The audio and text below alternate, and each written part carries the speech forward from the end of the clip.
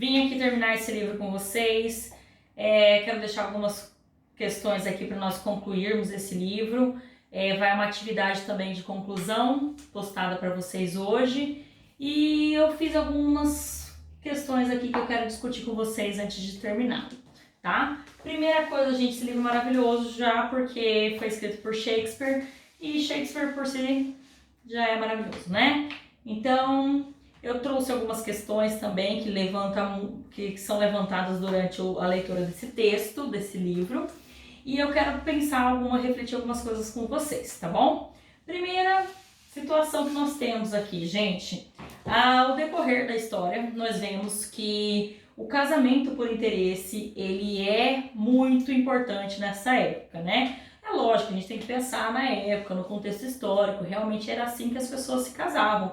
Elas não se casavam por amor, elas se casavam realmente por interesse, principalmente pessoas da alta sociedade, que é o caso de praticamente todos os personagens aqui dessa história.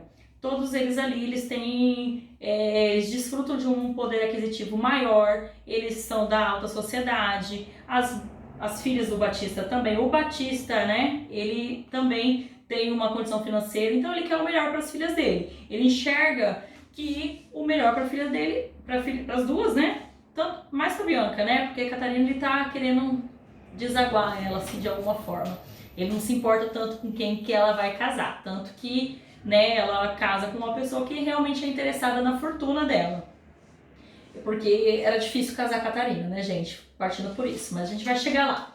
Tá, a visão feminina também é muito importante nessa obra. É a primeira vez que a gente tem uma personagem tão forte assim, feminina, que é a Catarina, que ela se nega a casar, ela se nega a várias coisas instituídas pela sociedade, né? Então nós temos essa visão feminina bem forte da Bianca. Eu até coloquei aqui versus Catarina, diferente da Catarina, porque a visão da Bianca é romântica, sabe, ela tem aquele ideal romântico, e a da Catarina não, ela é bem, não se vê casada com ninguém, só que falei da época também, né?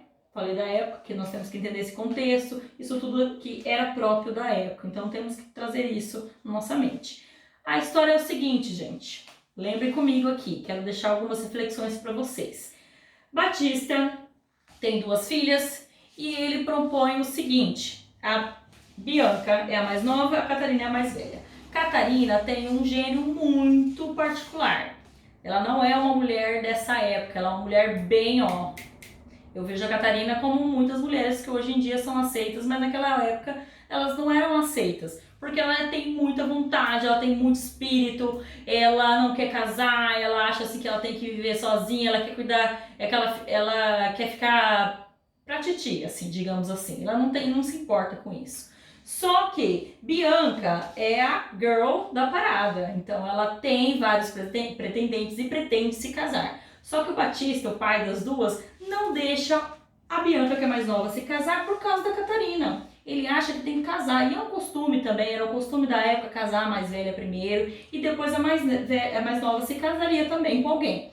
Então, só que todos os pretendentes sabem disso, e por isso eles fazem tantas armações para que a Catarina desencalhe. Então, todas as armações do livro ali, todos os contextos, os disfarces, justamente é para Catarina se casar e conquistarem a Bianca, né? Que a Bianca é a it girl aqui. Então ela é a pecinha mais querida do nosso jogo. A Catarina, gente, ela é cheia de vontades, ela atira objetos, ela é grosseira muitas vezes, violenta às vezes também. Então temos essas peculiaridades no comportamento da Catarina. E aí eu fiz aqui um jogo para vocês, um esquema na verdade, né?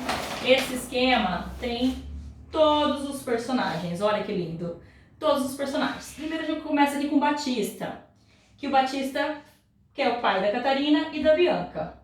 Lá temos a Rosalinda, vocês lembram da Rosalinda, que é a moça que trabalha na casa do Batista, que ajudou a cuidar das meninas quando elas eram pequenas, até hoje ela cuida das meninas.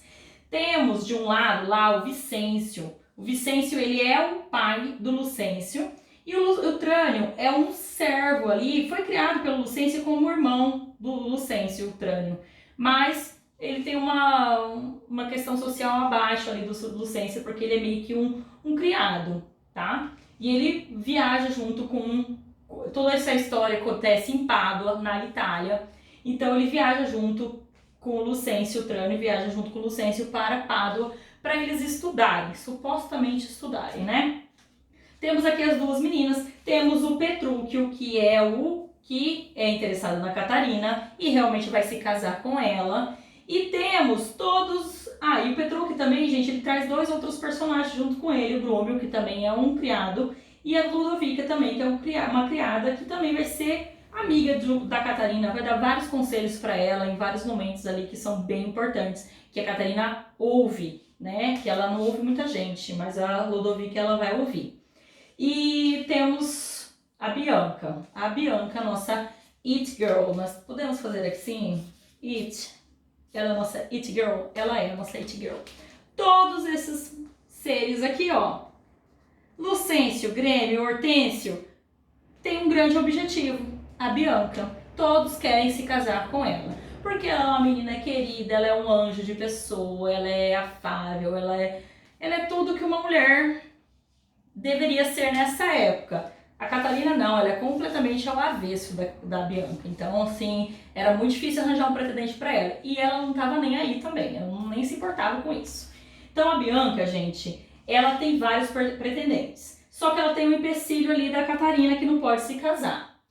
Ela, na verdade, ao decorrer do texto, ela vai se apaixonar por um dos personagens, né? Vocês perceberam, tenho certeza, na parte da leitura.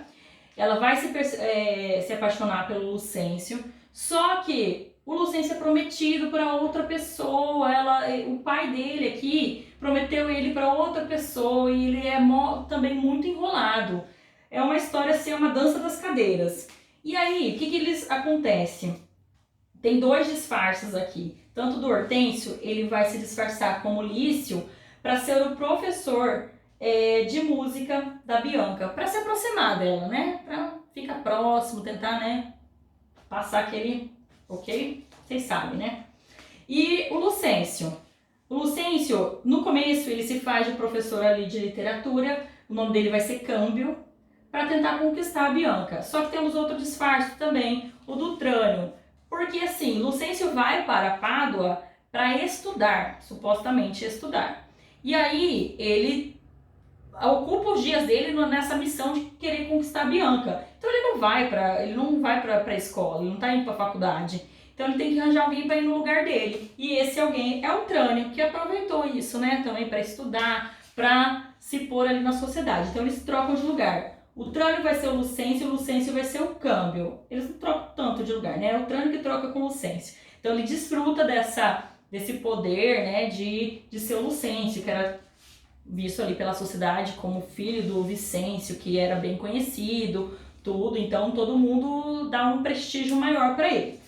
O Trânio, ele se faz ali de Lucêncio e ele entra aqui nessa jogada com o pretendente da Bianca para tentar vigiar os outros pretendentes, para ficar de olho nos pretendentes.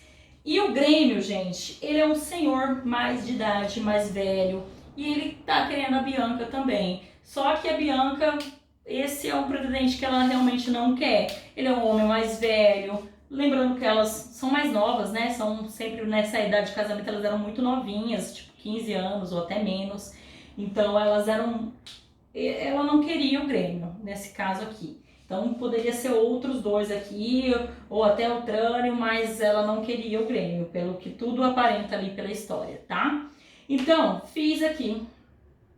Deu para entender mais ou menos a dança das cadeiras? Fiz mais ou menos esse esquema para vocês entenderem a história. A história tem essa visão do casamento, a história tem vários momentos assim engraçados, principalmente entre o Petrúquio e a Catarina. A Catarina, sim, realmente, o objetivo do Petrúquio é domá-la. Aí a gente vê né?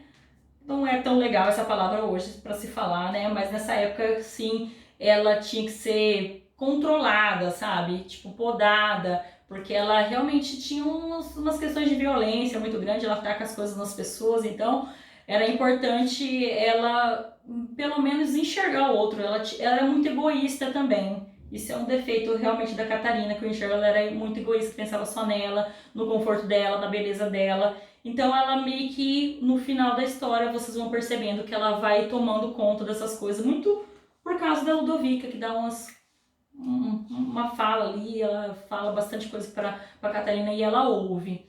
Então, gente, eu acho que era isso que eu queria falar para vocês. Alguma dúvida, alguma questão, podem me procurar no WhatsApp. Façam uma atividade, ok? E na próxima aula nós vamos para outra leitura, para outro livro, e aí vocês fiquem aguardando aí que nós vamos fazer outras atividades, tá bom?